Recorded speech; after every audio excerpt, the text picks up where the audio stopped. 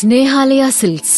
இங்கு ஒவ்வொரு புடவையும் ஸ்னேஹா தேர்ந்தெடுத்தது உங்களுக்காக. திராவிட முன்னேற்ற கழகத்தின் சார்பில் உரிமைகளை மீட்க ஸ்டாலினின் குரல் என்ற தலைப்பில் நாடாளுமன்ற தேர்தல் பரப்புரை கூட்டம் தமிழ்நாட்டின் பல்வேறு பகுதிகளிலும் நடைபெற்றது. கூட்டத்தில் பங்கேற்ற அமைச்சர்களும் பேச்சாளர்களும் பாஜக அரசின் மக்கள் விரோத திட்டங்கள் குறித்தும் திமுக அரசின் சாதனைகள் குறித்தும் விரிவாக உரையாற்றினர்.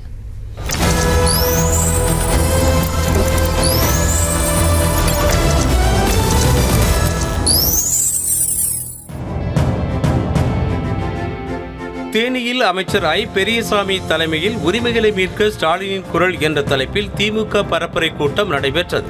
கூட்டத்தில் பேசிய முன்னாள் அமைச்சர் பொன் முத்துராமலிங்கம் திமுக அரசு செய்த சாதனைகளையும் பாஜக செய்தவற்றையும் ஒப்பிட்டு பார்த்து வரும் தேர்தலில் வாக்காளர்கள் வாக்களிக்க வேண்டும் என கேட்டுக்கொண்டார். 3 மாதமே ஆட்சி செய்த திராவிட முன்னேற்ற கழகத்தின் ஆட்சியின் சாதனைகள், 10 ஆண்டு காலம் இந்தியா முழுமையும் ஆட்சி செய்த நரேந்திர மோடி அவர்களுடைய ஆட்சியின் சாதனைகள், இவைகளை கணக்கு பார்த்து எடை போட்டு முடிவுக்கு வர வேண்டிய காலகட்டம்தான் இந்த காலகட்டம்.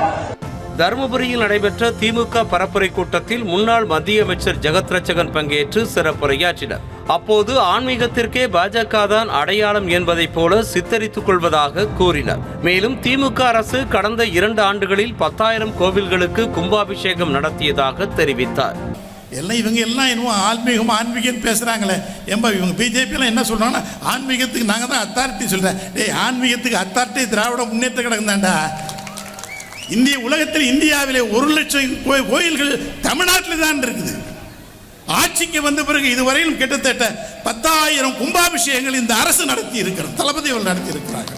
திருவாரூரில் நடைபெற்ற திமுக பரப்புரை கூட்டத்தில் அமைச்சர்கள் ரகுபதி உள்ளிட்ட பலர் பங்கேற்றனர். கூட்டத்தில் பேசிய போக்குவரத்து துறை அமைச்சர் சிவசங்கர் முதலமைச்சர் மு.க. ஸ்டாலினின் திட்டங்களை பார்த்து வியந்து போன பிற மாநில முதலமைச்சர்கள் அந்த திட்டங்களை எல்லாம் தங்கள் மாநிலங்களில் நடைமுறைப்படுத்தி வருவதாக கூறினர். திராவிட மாடல் ஆட்சி நடைபெற்றுக் கொண்டிருக்கிறது. ஏழை எளிய மக்களுக்கான திட்டங்களை தேர்தல் நேரத்திலே தேர்தல் அறிக்கையாக கொடுத்ததையெல்லாம் தொடர்ந்து நடைமுறைப்படுத்திக் கொண்டிருக்கின்றார். தேர்தல் நேரத்தில் சொல்லாத திட்டங்களையும் கொண்டு வந்து கொண்டிருக்கின்றார். அதுதான் நம்முடைய முதல்வருடைய முத்திரை. கரூரில் நடைபெற்ற உரிமைகளை மீட்க ஸ்டாலினின் குரல் பரப்புரை கூட்டத்தில் பேசிய நாடாளுமன்ற உறுப்பினர் ஆர் ராசா தன் மீதான குற்றச்சாட்டிற்கு நாடாளுமன்றத்தில் பதிலளிப்பதற்கு கூட பிரதமர் மோடி பயப்படுவதாக விமர்சித்தார். நான் இப்ப கூட ஊழல்வாதி மோடின்னு சொல்ல விரும்பல. உங்கள் மீது ஒரு குற்றச்சாட்டு வந்தால் அந்த குற்றச்சாட்டை நாடாளுமன்றத்தில் எதிர்கொள்வதற்கு யோகிதையும் தகுதியும் நாணயமும் மன வலிமையும் இல்லாத ஒரு பிரதமர் கோழையா இல்லையா? அந்த கோழை மீண்டும் ஆட்சிக்கு வர வேண்டுமா என்பதுதான் எங்களுடைய கேள்வி.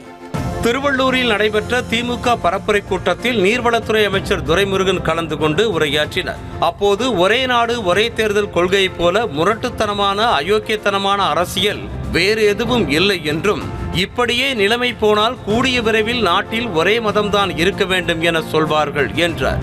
ஒரே நாடு ஒரே தேர்தல், இதை போல் முரட்டுத்தனமான ஒரு அயோக்கியத்தனமான அரசியல் வேறு எதுவும் இருக்காது. இந்தியா என்பது பல இனங்களை கொண்ட நாடு.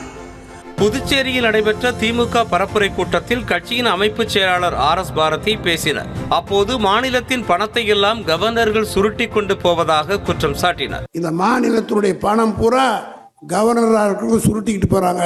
அவங்க மேல கேஸ் போட முடியாது, கணக்கு கேட்க முடியாது. அந்த திமிரிலே தான் இன்றைக்கு கவர்னர்கள் ஆட்டம் போட்டுக் கொண்டிருக்கிறார்கள். கோவை மாவட்டம் பொள்ளாச்சியில் நடைபெற்ற கூட்டத்தில் நாடாளுமன்ற உறுப்பினர் திருச்சி சிவா பங்கேற்றார்.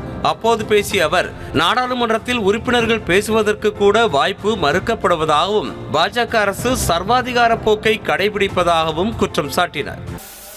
இதுவரை காணாத ஒரு நிலைமை. நான் 20 ஆண்டுகளுக்கு மேலாக நாடாளுமன்றத்தில் 2 அவைகளிலும் இருக்கிறேன். இதற்கு முன்பு நடந்ததே இல்லை.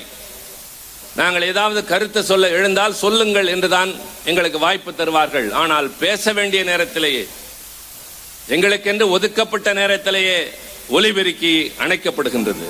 காஞ்சிபுரத்தில் உரிமைகளை மீட்க ஸ்டாலினின் குரல் என்ற தலைப்பில் திமுக சார்பாக நடைபெற்ற பிரச்சார பொதுக்கூட்டத்தில் அமைச்சர் ஏவவேலு பங்கேற்று சிறப்புரையாற்றினார்.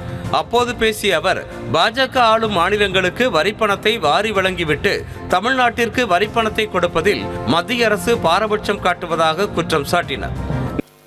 மத்திய பிரதேசத்தில் 100 ரூபாய் ஜிஎஸ்டி வசூல் செய்கிறார்கள். அந்த மாநில அரசாங்கத்திற்கு திருப்பி கொடுப்பது 279 ரூபாய் கொடுக்கிறார்கள்.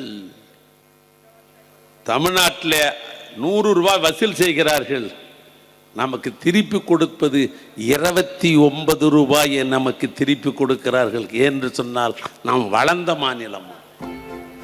நீலகிரி பரப்புரை கூட்டத்தில் பேசிய திமுக கொள்கை பரப்பு செயலாளர் திண்டுக்கல் ஐ. லியோனி, வரும் நாடாளுமன்ற தேர்தலில் இந்தியா கூட்டணி நிச்சயம் வெற்றி வாகை சூடும் என கூறினார். ஆனால் எங்கள் தலைவர் தமிழக முதல்வர் அதே கூட்டத்துக்கு வரும்போது வணக்கம் தெரிவித்து வந்தார் என்றால் இந்தியா கூட்டணி இந்தியாவில் வெற்றி பெறப் போகிறது என்பதற்கு இதுவே உதாரணம். தென்காசியில் நடைபெற்ற உரிமைகளை மீட்க ஸ்டாலினின் குரல் பரப்புரை கூட்டத்தில் திமுக கொள்கை பரப்பு செயலாளர் சபாபதி போகன் கலந்து கொண்டு பேசினார். அப்போது குடியரசுத் தலைவரை அழைக்க வேண்டிய நாடாளுமன்ற திறப்பு விழாவிற்கு பாஜக சாமியார்களை அழைத்ததாகவும், சாமியார்களை அழைக்க வேண்டிய ராமர் கோவில் திறப்பு விழாவில் பிரதமர் மோடி சென்று உட்கார்ந்து கொண்டதாகவும் விமர்சித்தார். பார்லிமெண்ட் கட்டடத்தை திறந்த இல்லையா, பார்லிமெண்ட்டுக்கு யாரை கூட்டிருக்கணும்? பிரசிடண்ட்டை கூட்டிருக்கணும். ஆனா யாரை கூட்ட? சாமியாரெல்லாம் கூட்ட, எல்லா சாமியாரையும் கூட்ட, எல்லா சாமியாரையும் பார்லிமெண்ட் திறக்கிறதுக்கு கூட்ட. Right, okay. ராமர் கோயிலுக்கு வந்தல்ல, நியாயமா அந்த கோயிலுக்கு யாரை கூப்பிடணும்? சாமியாரை தானே கூப்பிடணும். சங்கராச்சாரியாரே உங்களை சபிச்சுக்கிட்டு இருக்கானே, சாமியாரை கூப்பிட வேண்டிய இடத்துல மோடியே போய் உட்கார்ந்துட்டாரு. ஆனால் பிரசிடண்ட்டை கூப்பிட வேண்டிய இடத்துல நீங்க கொண்டு போய் சாமியாரை உட்கார வச்சீங்க.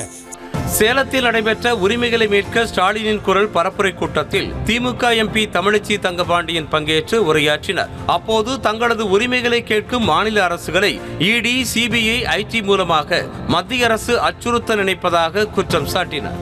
யார் சர்வாதிகாரியாக நாடாளுமன்றத்தினுடைய நாட்களை குறைக்கிறாரோ, யார் நாடாளுமன்றத்திலே நாடாளுமன்ற உறுப்பினர்களாகிய எதிர்க்கட்சி உறுப்பினர்களை பேச விடாமல் மொத்தமாக ஒட்டுமொத்தமாக வரலாற்றிலே இல்லாத அளவிற்கு 130ற்கு மேலான உறுப்பினர்களை யார் அவை நீக்கம் செய்கிறார்களோ, யார் மாநிலம் எந்த உரிமையாவது கேட்டால் உடனடியாக அங்கே இடி அல்லது சிபிஐ ரெய்டு என்று அனுப்புகிறார்களோ, அவர்கள் ஒருபொழுதும் அவர்களை வரலாறு மன்னிக்காது.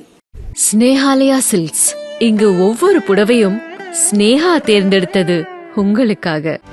செய்திகளை உடனுக்குடனும் துல்லியமாகவும் தெரிந்து கொள்ள சப்ஸ்கிரைப் பண்ணுங்க.